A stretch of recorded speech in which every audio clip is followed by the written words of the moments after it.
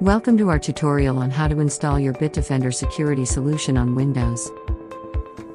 First, ensure that your computer meets the system requirements and that you have an active subscription in your Bitdefender user account. If you need help, check out our video on how to activate your Bitdefender subscription. Now, let's get started.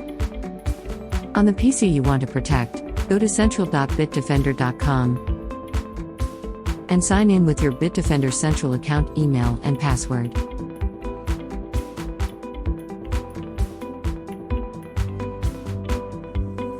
Once you log in, click the Install Bitdefender Products button. A window will pop up, displaying all the products that are part of your Bitdefender subscription.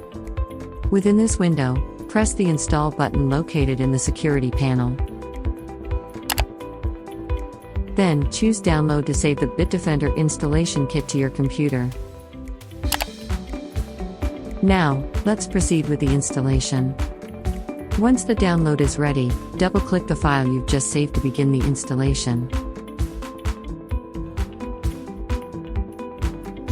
Choose Yes if Windows prompts you to allow this app to make changes to your device.